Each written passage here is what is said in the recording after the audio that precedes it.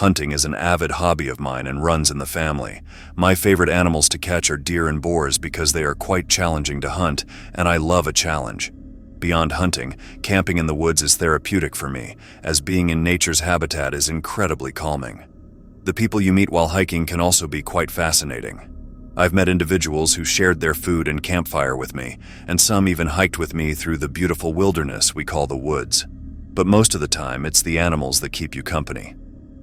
I wish this story was about those pleasant experiences, but things took a turn for the worse. This is my story. I had recently completed a particularly long and tedious assignment on my favorite subject, human biology. To unwind, I decided to take a 5-day hike across a vast stretch of woods known for excellent hunting. As a hunting enthusiast, I planned to hunt for deer and possibly some boars. I prepared my water filter, packed my tranquilizer and hunting equipment, grabbed my pop-up tent and some high-energy snacks, and set off on the 3.5-hour drive to my destination. I was excited as I loved camping and hunting, enjoying the serenity that nature provided. After what seemed like an endless drive, I arrived at an abandoned-looking parking lot around 3 p.m. The ranger's office appeared to have been unoccupied for years, which gave me an uneasy feeling. Nevertheless, I parked my car, gathered my gear, and began my hike. The woods, despite their beauty, had an eerie vibe. As I ventured deeper, I couldn't shake the feeling that something was off. I chalked it up to the abandoned surroundings and pressed on. The sun was shining through the trees and the animals were active. I came across a few deer, but unfortunately no boars. By 8:30 p.m., it was getting dark and gloomy, typical for mid-November. I should mention that I'm quite a paranoid person, a result of being burgled at the age of 15. The experience left me with a lingering fear of something or someone lurking in the shadows whenever I'm alone at night. That evening, I set up a fire, cooked some marshmallows and beans, and enjoyed my meal.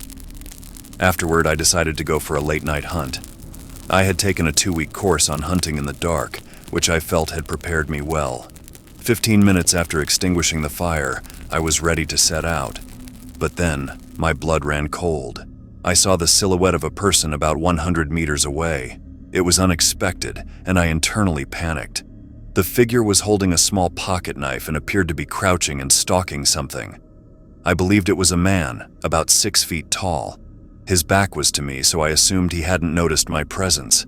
I hoped he was just another hunter. After watching him for 5 minutes, he disappeared into the darkness. I quickly brushed off the encounter, thinking it was nothing serious. An hour later, feeling confident again, I decided to resume my hunt.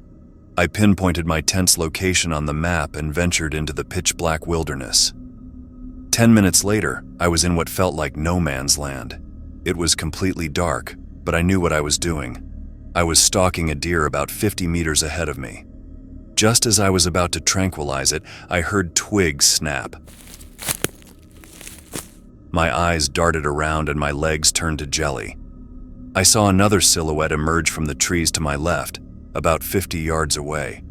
This time it was clear he was watching me, not the deer. The deer was long gone, leaving just me and this unwelcome guest. The figure's size matched that of the man I saw earlier, about 6 feet tall and roughly 200 pounds.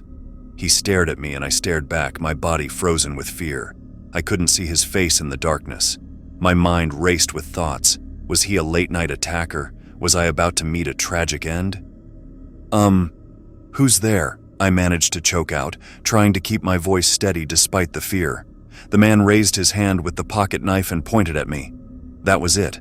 I bolted north, stumbling and hitting my head on tree branches. Twigs snapped rapidly behind me as he chased me.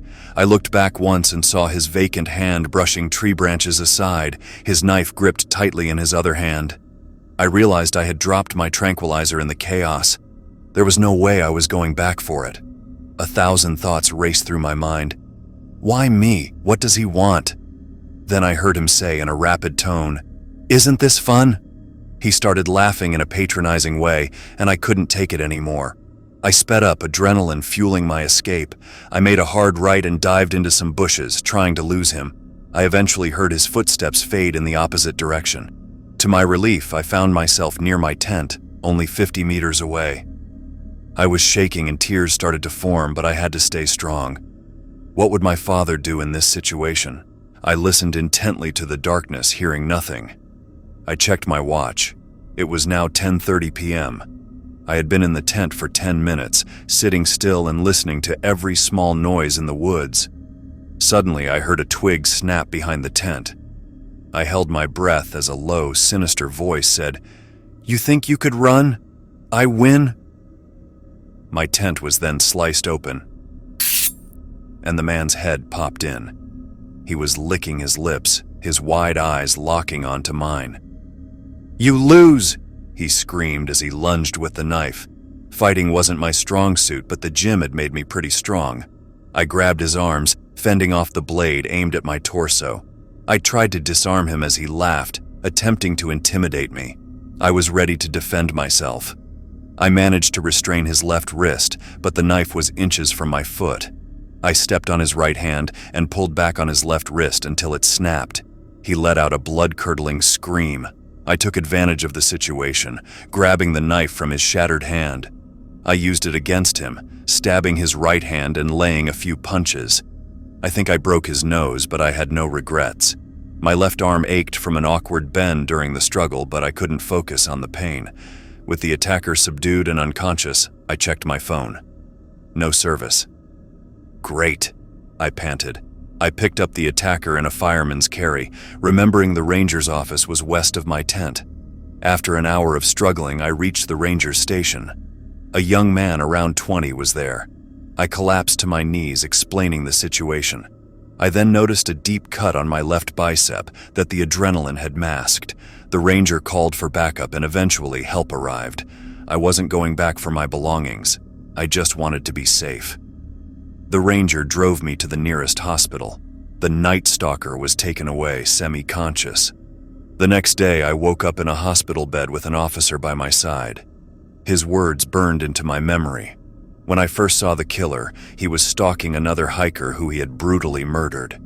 They found chloroform at the scene, explaining why I hadn't heard any screams for help. From that day on, I vowed never to go hunting alone again. 6 months later, I returned to the woods with 4 friends. While the woods have a beautiful atmosphere, I learned never to judge a book by its cover. The tables can turn in the blink of an eye. To all those who enjoy camping and hunting, stay safe. And remember, don't think that these things can't happen to you.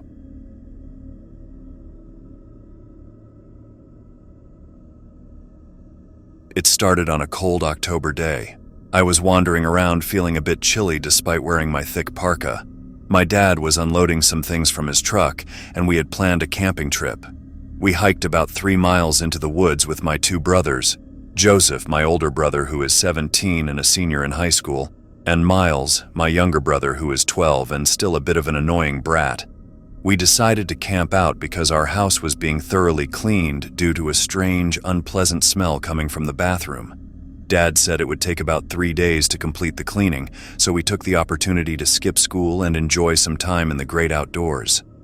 Our dad, who is about 42 years old, is pretty cool for a single father. He's laid back and doesn't mind what we do as long as we get good grades and stay in school. Today, however, he seemed different. It reminded me of the time when Mom left us. He barely spoke and spent a lot of time in his room, making frequent trips to the bathroom with buckets of what I initially thought was puke. Joseph noticed it too, but shrugged it off as just a mood swing. As we set up camp that night, we realized we had no cell signal. We tried to tell Dad, but he assured us we would be fine since he had his trusty shotgun with him. Around 3 in the morning, we heard a clicking noise coming from his tent. We didn't know what it was, so we ignored it, thinking it was nothing important. Later on, Miles couldn't fall asleep, so we decided to go for a walk. We weren't scared of the woods or the darkness, so we ventured deep into the trees until we reached the river. It was perfect with stones to throw and fish to catch. We felt like we had discovered a little paradise. Just then, we heard gunshots echoing through the woods. We stood there, frozen in fear, wondering what could have happened. We ran back to the tents, quietly scanning the area for any signs of trouble. Our dad was sitting back in his chair, sobbing uncontrollably. As we approached, we noticed a red liquid coming from the tents. It wasn't blood, but Kool-Aid. We watched in confusion as he cried. Within minutes, the entire area was surrounded by the police. Someone must have heard the shots and called for help. We looked on in disbelief as the officers handcuffed him. We ran to him, and as he saw us, he cried even harder. As they took him away, they searched the tents. We saw 2 giant shotgun holes in the sides. Those were our tents. He tried to harm us. The police eventually took us into custody and explained everything. When Miles was 2, I was 5, and Joseph was 7, our mom had tried to get custody of us. No one knows why, but she tried to leave. But what hit us the most was the fact that she didn't leave. She was there the entire time. She didn't leave us like Dad said. She was under the bathroom. It hit me. The dread in my father's eyes, the buckets of puke, the frequent visits to the bathroom. He killed her. He killed her and hid her body in the bathroom for a whole decade. The thought haunts me to this day. A week after being taken into custody, Dad took his own life. He didn't even get a lawyer to defend himself. He drowned himself in the toilet. We spent 3 days in custody before being sent to our Aunt Lenny's house, but she passed away about a month ago. Now we are being adopted by 2 new parents. They are nice, sweet people, and fairly young compared to Dad. They seem genuinely caring and concerned for our well-being. There's one odd thing, however. They used to have children, and there's a strange smell in the bathroom that reminds me of our old house.